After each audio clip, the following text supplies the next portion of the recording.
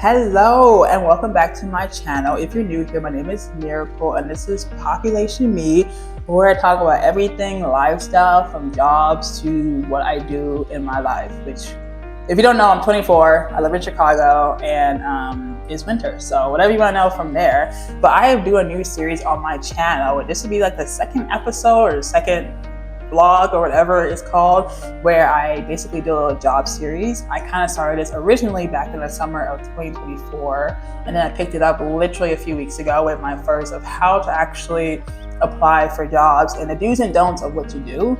That would be linked somewhere over here. And today is basically the second episode of that, of what do you do after the fact. I already did a resume building episode as well, where I used resumes that I had made back in college, which got me my first internship as a senior, and also my first full-time role, which was different from my internship after I graduated. And that's also linked here or linked below if you want to see it.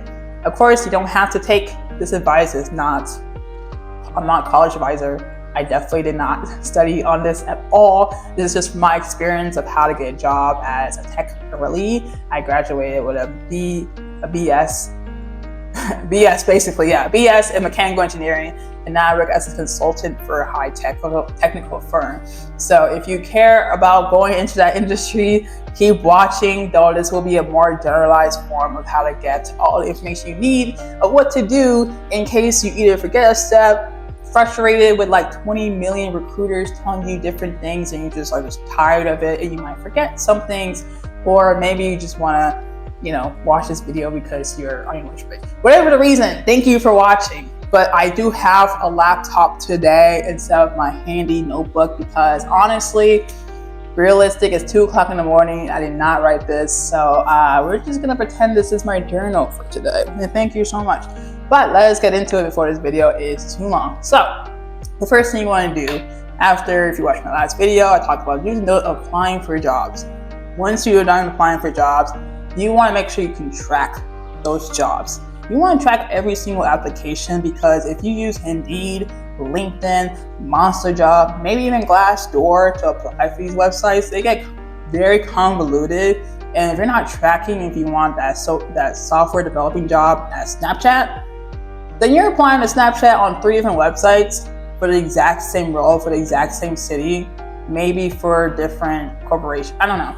But whatever the reason, you want to track it. Whether you're using Excel, Notion, your own journal, your own notebook, whatever people use these days to track a job, you want to make sure you're able to get on there and say whether or not you have this role, whether or not you applied, if you got a recruiter to call you back, if HR got you an interview, what round, if you got rejected or accepted. Why you want to do this?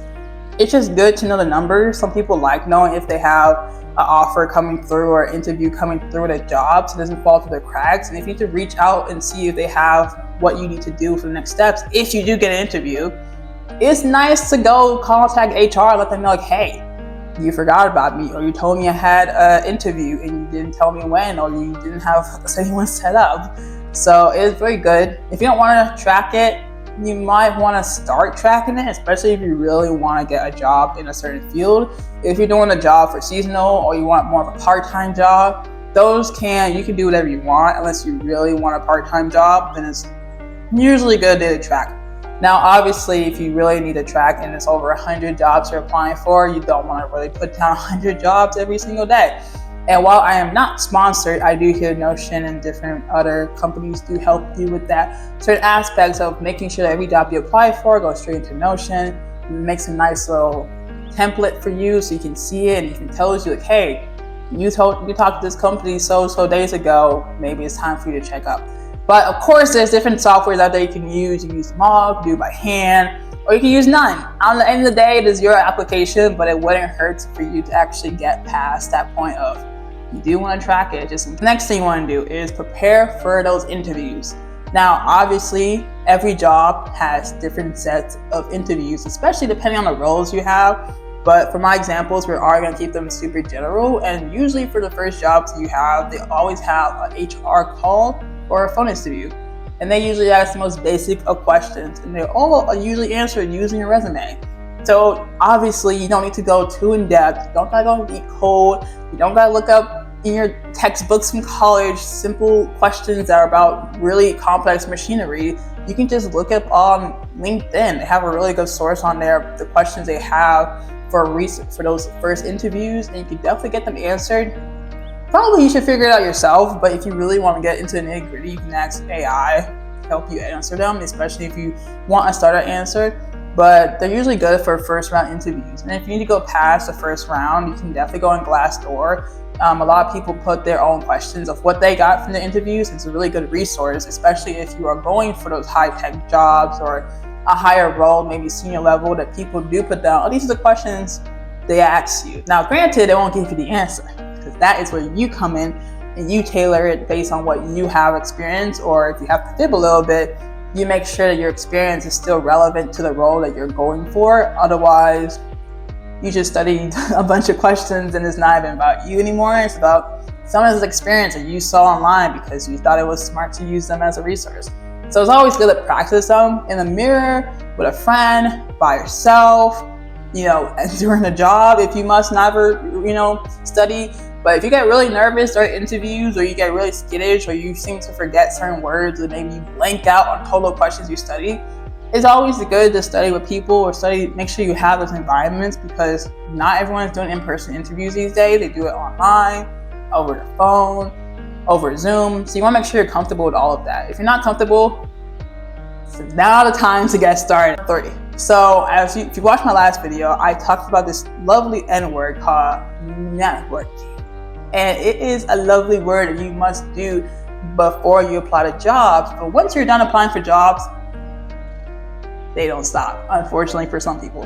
And because you are still networking for these jobs when you get them, once you applied, once you actually get these rounds of interviews, if you're lucky, because some people just never get them, you do want to reach out to the HR managers / recruiters to let them know, like, hey, I applied for your job. I think I'm a good role for X, Y, and Z. Now, granted, you might think you're doing the absolute most because you are already answered their 20-step program on their interview website and recruiting and applications, and you feel like if you have to contact HR, then the job might not feel worth it. But sometimes, especially in 2025, it does feel like you might need to do that. So no longer are you using cover letters to really push your storyline out there, and that's why you need to work for Google. But now you're reaching out to recruiters, let them know, hey, by the way, I applied for Snapchat and I think I'm a really good role and I would love to know more about this company, even though you're really trying to get more information about how to get a referral code, for being honest.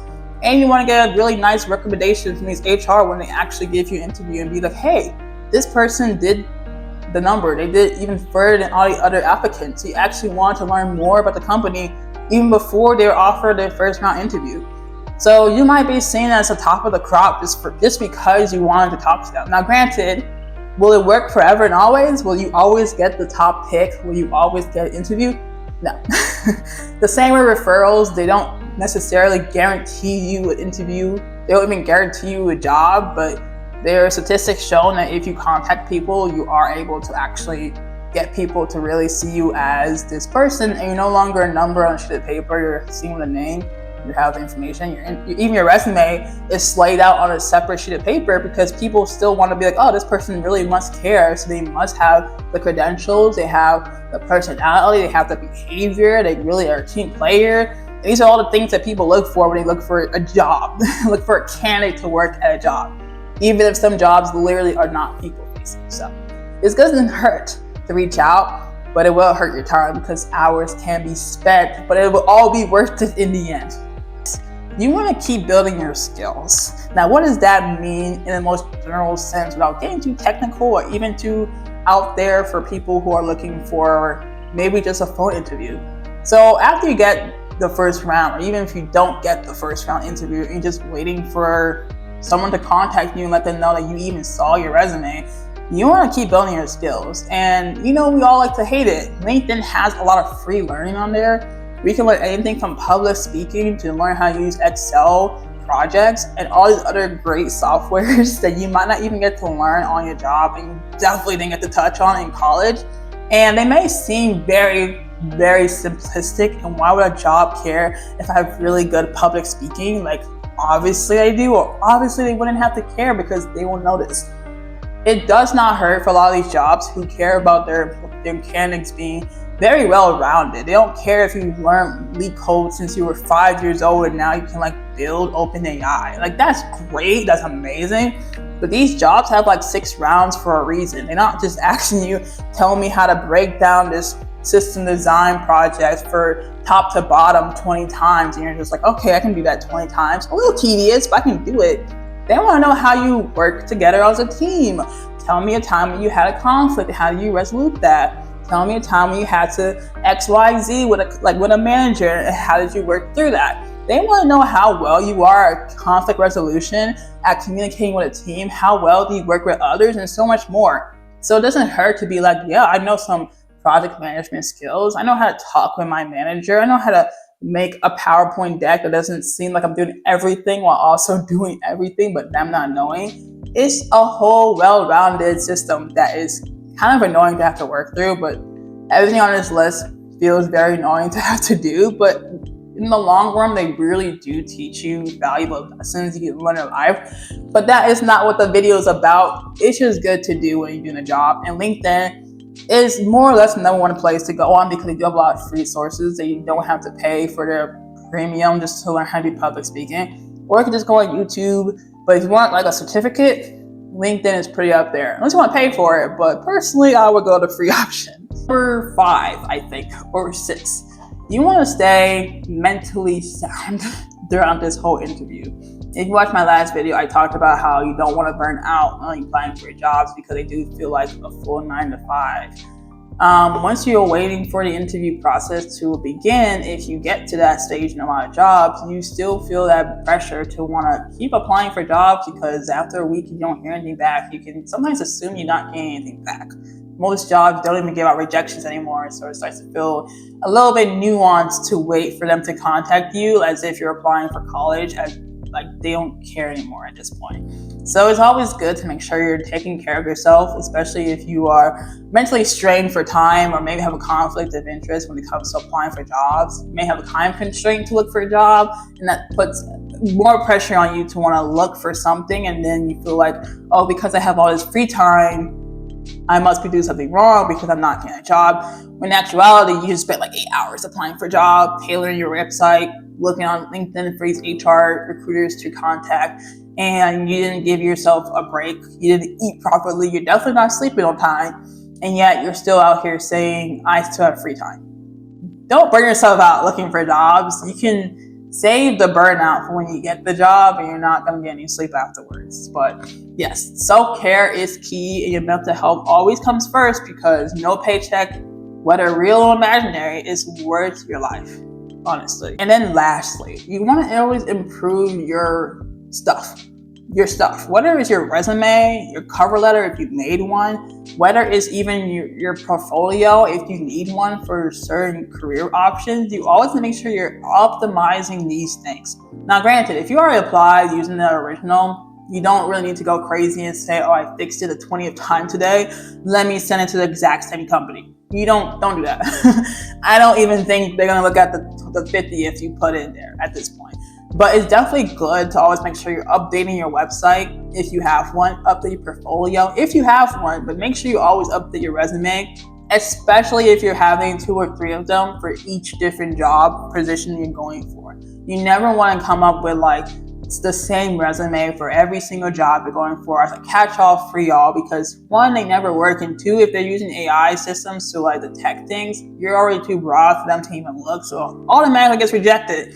And you can check on Reddit for horror stories of rejection of people looking for jobs and they get rejected that same day. It's not pretty. So don't be one of those people who are in that boat. And if you are in that boat, keep trying. There are a bajillion jobs out there that just act like they don't need people when they're actively applying. And don't look only on LinkedIn for jobs. That is another thing to go with when you hear optimize. Don't just optimize on LinkedIn. LinkedIn is a great place. Don't get me wrong. As much as we all love to hate it, it is a great place to use as a platform to actually improve your resume, improving the website.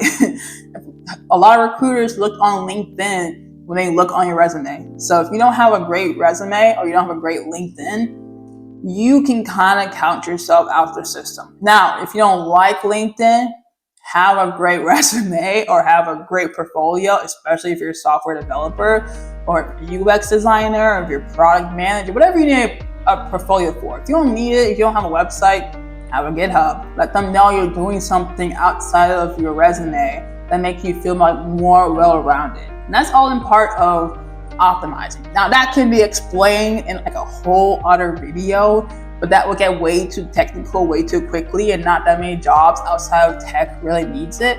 So it's probably just best to stick with what your company and what your industry actually accepts or actually needs. Anything more feels extra, but if you think it will help you, it wouldn't hurt. Like nowadays, you don't need cover letters, but people still use them. So, whatever you feel like you need a job for, if you really want a job for a certain company, doesn't hurt to go beyond and be above and beyond. Fuck it. Anyway, let's get into what not to do, because there are a few things you might think is the norm or maybe it's a myth to do, and you might forget like, hey, that is not what I should do, or I should try a little bit harder to make sure I avoid these certain topics. 1, do not stalk any HR person, do not stalk any recruiting person, do not stalk hiring managers online. As much as we would love for them to contact us and let us know we're rejected or getting the first interview, we definitely don't want to tell them the 10th time that day, hey, can we get a job? Do not, because at some point they're going to get really annoyed. They're not getting paid to hear you complain about a job, because they can easily find someone who won't even ask them a single question, won't send a single email. So just ask them one and done, hey, did you look at my resume? Do you think I can move on? Like, hey, thank you for this first time interview, just wanted to have additional questions. Like, be nice, be respectful, but if they don't reply after the first email or the first text, I would not tell you to use a different website.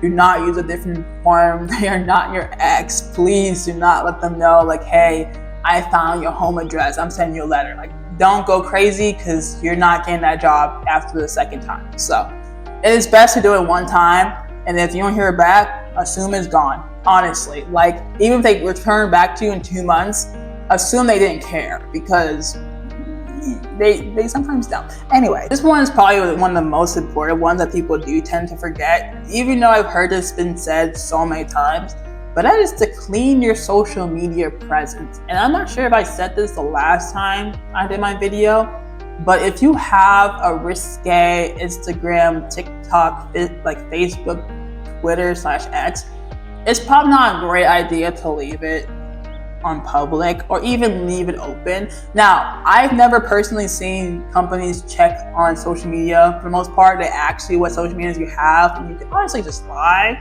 But some jobs really do check, and if they figure out that you have something crazy, even after you get the job, they can fire you on grounds of them not knowing, it's their fault, whatever. But you don't want to come off as the wrong candidate off the bat because of what you say online. Freedom of speech and all that, but they can choose to not hire you, and then you can't really fight against it. So it's best to keep things on private until you get a job and then go crazy. I mean, at that point, it is what it is. Or at least change your name. If they can't trace it back to you, you're already doing great. So that's really all I have for you. Yeah, all I have, that is all the do's and don'ts of how to, what do you do after you apply for a job? This is basically the biggest part of applying and putting in applications for a job is just the waiting period. Having to fill in all this free time with stuff you have to complete, whether that is to apply to another 100 jobs, talk to a hiring manager, fix your website, or even, stalk certain companies and make sure you're not, ghost hunting you and using you as a statistic. It's all a big waiting game, and no one really likes waiting, and patience is not key in some instincts, and this is one of those bigger instincts. So all I can really say for a lot of people who are looking for a job in this day and age, because I know people who are looking for a job and have looked for a job over a year at this point, hang in there. Like legit, there are a ton of jobs, tons and tons of jobs. I don't know why a lot of jobs are lying and saying they're not hiring.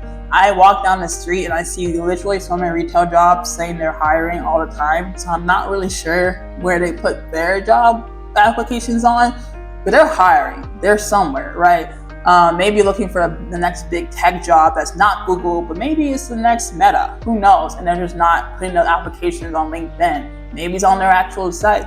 Maybe you gotta maybe you gotta do a little Google search and find their actual websites and actually apply, because LinkedIn is not a catch-all for y'all. They don't have every single job on there. Even if they did, they are sometimes not even real. So it is always best, if you are looking for a job, especially a company you know you really want, check the website. They can still have ghost jobs. They are the ones who put them up, but they also are more likely to look at their own site than LinkedIn. LinkedIn is a number source. The website goes to them, and they have to pay for it. So it is always best that if you're looking for a job and you cannot find one in your own city, or you just can't find one in retail, it's always best to just, maybe sometimes you want to call. Sometimes hospitality, for example, retail, for example, they do call. You can call them and be like, hey, you hiring? This is okay. Now, don't do that with corporations. Amazon would not want you to call them and let them know, are you hiring for office? They do not care about you. They do not, I think they're on a hiring freeze. But these are just little tips and tricks to try. Obviously, we probably all heard them at one point. I've heard them several times in my life. And have they helped me? They've been there. But it also helped me get like several jobs within college, which I talked about too. So I honestly think they're annoying as heck to hear, but they're good in practice, and even better when you get a job. So I wouldn't knock it till you try it. But that's really all I have for today. And hopefully it's been a bit helpful if you have any questions about like how to find a job and what do you do after you apply to so many, because you don't want to do the most when it comes to looking for jobs. But hopefully you get something, and if not, stay tuned for episode 3, where I go through like how you get, once you get the interviews, what do you do? Like, do you just stop? Do you just wait for the next 5 rounds? And then what do you do after you get the job? Like, do you just stop building on your resume? Do you just stop building your skills? I go through all that. Of course, it'll be as general as possible, because even though I'm a tech girly, I still want people from all backgrounds to still have a way to like gain it, because I feel like there's so much tech out there and no one really talks about like the humanity courses or the arts jobs, and it's just good to have it all covered in one place, even if it does get a little bit different after you join the company. But that's all I have for today. I hope this was helpful to someone. Maybe you found better information somewhere else on YouTube, but hopefully a little bit of my information is brand new. And with that, I will see you guys next time on my channel. Thank you for watching, and see you next time. Bye-bye.